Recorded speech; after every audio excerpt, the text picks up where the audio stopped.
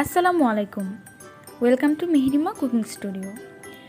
সবাইকে স্বাগত জানাচ্ছি পুরান ঢাকার কাচ্চি বিরিয়ানি রেসিপি নিয়ে।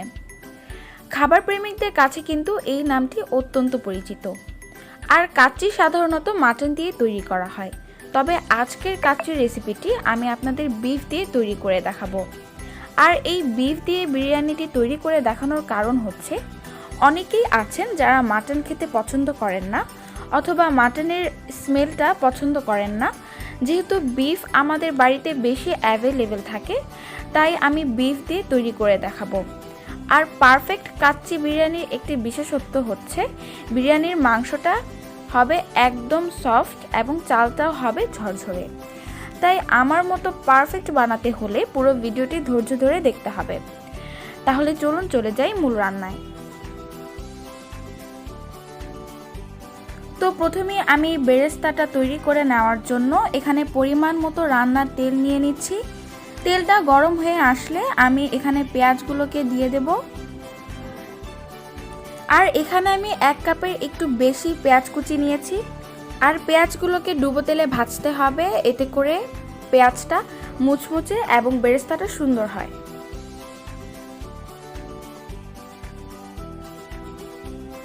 দেখতেই পাচ্ছেন বেরেস্তার কালারটা কিন্তু আস্তে আস্তে চলে আসছে।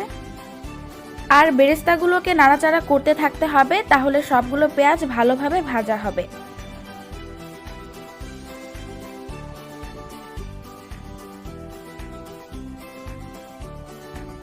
আমার বেরেস্তাটা তৈরি হয়ে গেছে। এবার আমি এটাকে একটা টিস্যুর উপর তুলে নিচ্ছি, এতে করে টিস্যুটা এক্সট্রা অয়েলটাকে শুষে নেবে। আর এই পেঁয়াজ বেরেস্তাটা করতে আমার 5 থেকে 6 মিনিটের মতো সময় লেগেছে। দেখতেই পাচ্ছেন কি সুন্দর ব্রাউন কালার এসেছে। এবারে ম্যারিনেট করার জন্য আমি এখানে 2 কেজি গরুর মাংস ধুয়ে পরিষ্কার করে নিয়েছি। আর মাংসগুলোকে কিন্তু আমি বড় সাইজে কেটে নিয়েছি। যেহেতু আমি কাচ্চি তৈরি করছি, সেক্ষেত্রে মাংসের পিসগুলো কিন্তু একটু বড় করে কেটে নিতে হবে। আর আপনারা এখানে মাটনও ব্যবহার করতে পারেন। এই একই প্রসেসে কিন্তু বিরিয়ানিটি তৈরি করা হয়। তো প্রথমেই মাংসগুলোতে দিয়ে দিলাম স্বাদ মতো লবণ। এবারে দিয়ে দিচ্ছি 2 টেবিল চামচ রসুন বাটা এবং 2 টেবিল চামচ আদা বাটা। পোস্ত দানা বাটা দিয়ে দিচ্ছি 2 টেবিল চামচ। এবারে মরিচ গুঁড়ো দিয়ে দিচ্ছি 1.5 চা চামচ।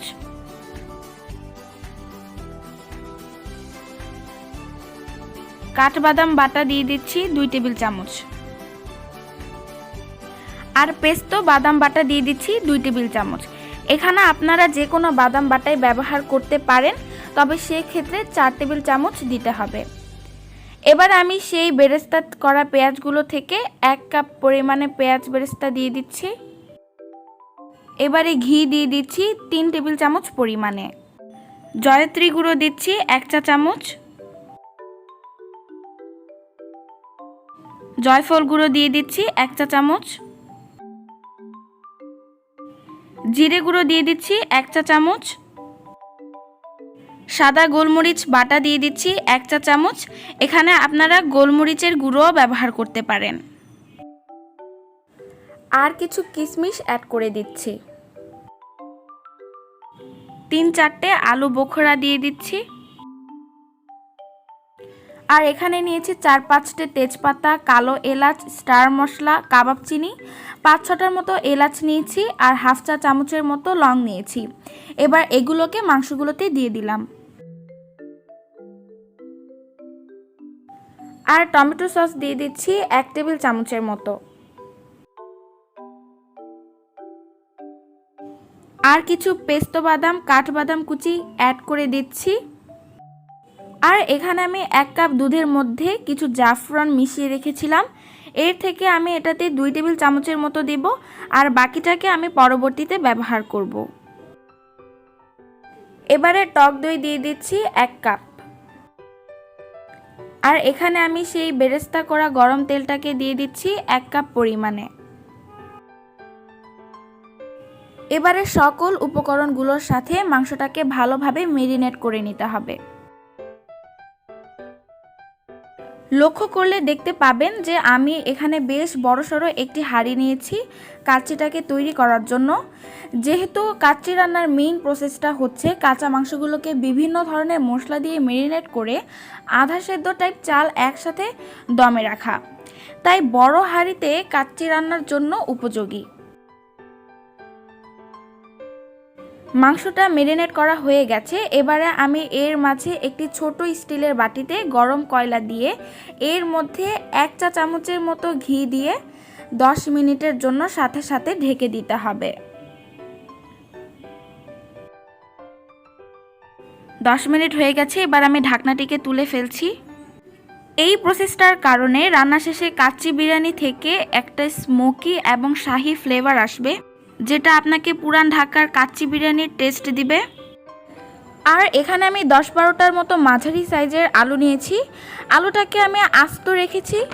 আলুতে আমি একটু লবণ এবং অরেঞ্জ ফুড কালার দিয়ে আলুটাকে মাখিয়ে নিচ্ছি, এতে করে আলুতে খুব সুন্দর একটা কালার আসবে। আলুটাকে ভাজার জন্য পরিমাণ মতো রান্নার তেল দিয়ে দিচ্ছি।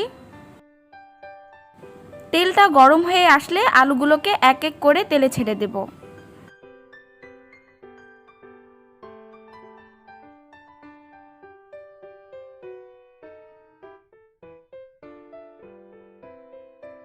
প্রয়োজন মতো আলুগুলোকে আমি ভালোভাবে উল্টে পাল্টে দিচ্ছি।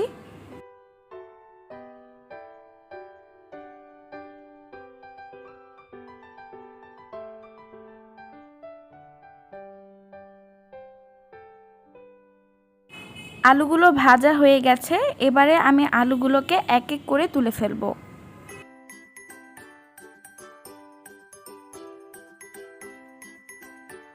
দেখতেই পাচ্ছেন আলুগুলোতে খুব সুন্দর একটা কালার এসেছে। এবারে আমি চালটাকে ধুয়ে নেব। চালটাকে ধোয়ার জন্য আমি এখানে 1 কেজি বাসমতি চাল নিয়েছি।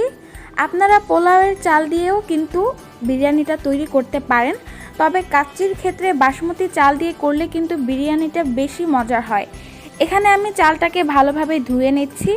যতক্ষণ না চালের পানিটা স্বচ্ছ হচ্ছে ততক্ষণ কিন্তু চালটাকে ভালোভাবে পরিষ্কার করে নিতে হবে। আমি এখানে চালটাকে স্ট্রেনারের মধ্যে ধুয়ে নিচ্ছি, এতে করে চালের এক্সট্রা পানিটা ঝরে যাবে। আর এক্সট্রা পানিটা ঝরে গেলে কিন্তু বিরিয়ানির চালটা বা পোলাওটা ঝরঝরে হবে। তো এখানে আমি চালটা সেদ্ধ করে নেওয়ার জন্য একটি হাঁড়িতে পরিমাণ মতো পানি নিয়েছি, আর এই পানিতে আমি পরিমাণ মতো লবণও অ্যাড করে দিয়েছিলাম। আর এখন দিয়ে দিচ্ছি 3টি তেজপাতা, দিয়ে দিচ্ছি 6-7টার মতো দারচিনি, আর দিয়ে দিচ্ছি 4-5টে এলাচ। পানিটা যখন ফুটতে শুরু করবে তখন সেই পর্যায়ে চালগুলোকে আমি দিয়ে দেব। এবার চালটাকে ঢেকে 50% সেদ্ধ করে নেব। আর চালটাকে কিন্তু 50%ই সেদ্ধ করতে হবে, এর থেকে বেশি সেদ্ধ করলে কিন্তু চালটা ঝরঝরে হবে না।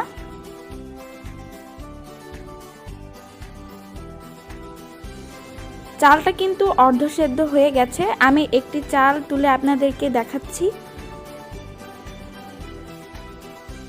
চালটাকে এবার আমি স্ট্রেনারের মধ্যে ঢেলে দিচ্ছি যেন পানিটা ভালোভাবে ছাড়িয়ে যায়। এখন আমি সেই মাখানো মাংসটার কাছে চলে যাচ্ছি। এই মাংসটাকে কিন্তু আমি প্রায় 1 ঘন্টার মতো ঢেকে রেখেছিলাম, এতে করে মশলাগুলো মাংসগুলোর সাথে ভালোভাবে মিশে গেছে। এবারে এই মাংসগুলোর মধ্যে আমি সেই ভেজে রাখা আলুগুলোকে চারপাশে মাংসগুলোর মধ্যে দিয়ে দিচ্ছি। এবারে কিছু বেরেস্তা চারপাশে ছড়িয়ে দিচ্ছি। এখন কিছু গুঁড়ো দুধ উপর দিয়ে ছড়িয়ে দিচ্ছি। কিছু বাদাম কুচি ছড়িয়ে দিচ্ছি।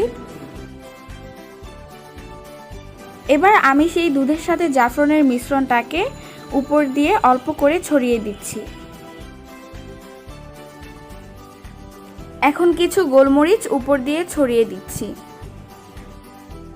এবার প্রথম লেয়ারে অর্ধসেদ্ধ চালগুলোর অর্ধেকটা দিয়ে আলতো করে সমানভাবে চারপাশে বিছিয়ে দিতে হবে।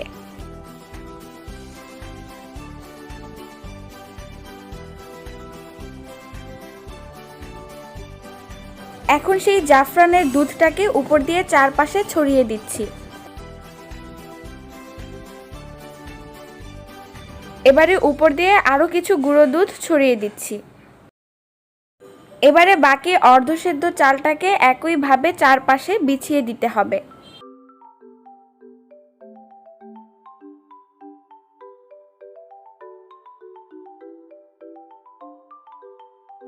এবারে আবারও বাকি বেরেস্তাগুলোকে আমি উপর দিয়ে ছড়িয়ে দিচ্ছি।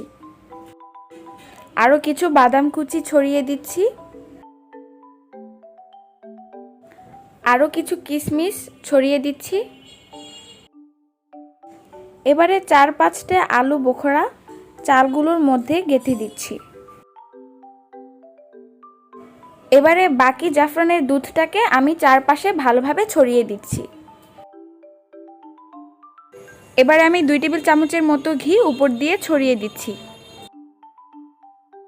2 চা চামচের মতো কেওড়া জল ছড়িয়ে দিচ্ছি। আর কিছু আস্ত কাঁচামরিচ চালগুলোতে গেঁথে দিচ্ছি সুন্দর ফ্লেভারের জন্য।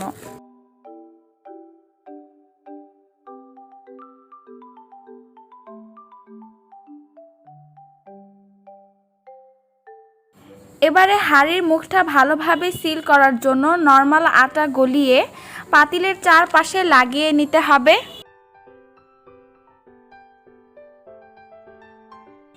এরপর ঢাকনাটাকে আলতো করে ভালোভাবে সিল করে দিতে হবে। আমি উপরে শিল বা পাথর দিয়ে দিচ্ছি যেন কোনো বাষ্প বেরিয়ে আসতে না পারে। এবার এটাকে 5 মিনিট মিডিয়াম আঁচে রেখে দিতে হবে। 5 মিনিট পর চুলা থেকে হাঁড়িটাকে তুলে একটি তাওয়া বসিয়ে দেব। তাওয়ার উপর হাঁড়িটাকে রেখে মিডিয়াম আঁচে 1.5 ঘন্টার জন্য রেখে দিব। 1.5 ঘন্টা হয়ে গেছে, এখন আমি ঢাকনাটাকে তুলে ফেলছি।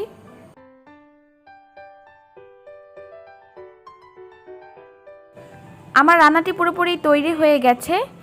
দেখে নিশ্চয়ই বুঝতে পারছেন চালটা কতটা ঝরঝরে হয়েছে। এবার আমি এটাকে নামিয়ে পরিবেশন করে নেব। দেখতেই পারছেন বিরিয়ানিটা দেখতে কতটা সুন্দর হয়েছে। মাংসটা খুব ভালোভাবে সেদ্ধ হয়ে গেছে। আমি একটি তুলে দেখিয়ে দিচ্ছি। দেখতেই পারছেন মাংসটা কতটা সফট হয়েছে। দেখিয়ে নিলেন কত সহজেই তৈরি হয়ে গেল আমার আজকের রান্নাটি। আশা করছি আমার আজকের ভিডিওটি আপনাদের ভালো লেগেছে। যদি আমার ভিডিওটি ভালো লেগে থাকে তাহলে অবশ্যই সাবস্ক্রাইব করে আমাদের পাশে থাকবেন এবং লাইক কমেন্ট শেয়ার করতে ভুলবেন না। আজ এখানেই বিদায় নিচ্ছি। দেখা হবে আরও একটি মজাদার রেসিপি নিয়ে। ততদিন সুস্থ থাকুন, ভালো থাকুন। আল্লাহ হাফেজ।